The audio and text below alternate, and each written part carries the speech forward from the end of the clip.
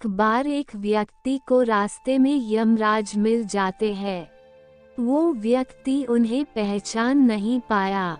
यमराज ने उस व्यक्ति से पीने के लिए पानी मांगा।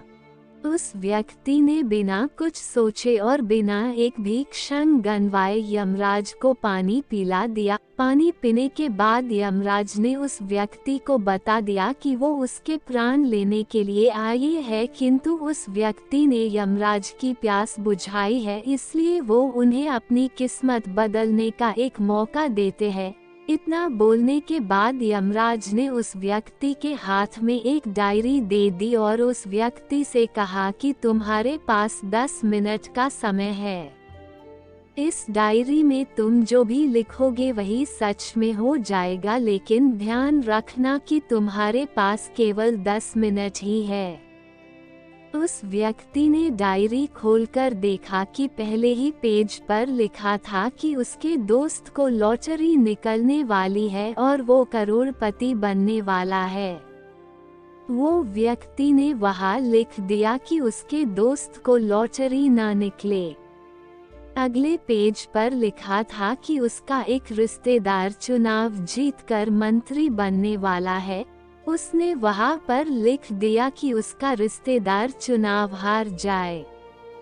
इसी तरह वो पेज पलटता रहा और अंत में उसे अपना पेज दिखाई दिया।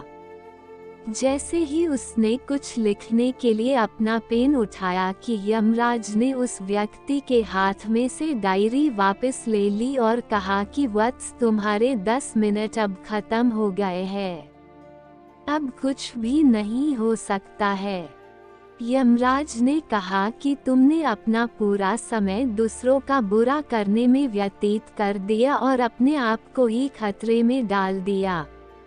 अब तो तुम्हारा अंत निश्चित है। अब तुम्हें कोई नहीं बचा सकता, क्योंकि तुम अपने आप को ही नहीं बचा पाए। यह सुनकर वो व्यक्ति बहुत ज्यादा पछताता है, लेकिन अब पछताने से कुछ नहीं हो सकता था, क्योंकि अब सुनहरा मौका उसके हाथ से निकल चुका था।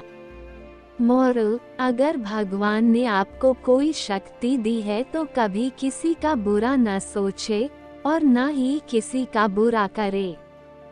दूसरों का भला करने वाले सदा सुखी और दूसरों का बुरा करने वाले सदा दुखी रहते हैं।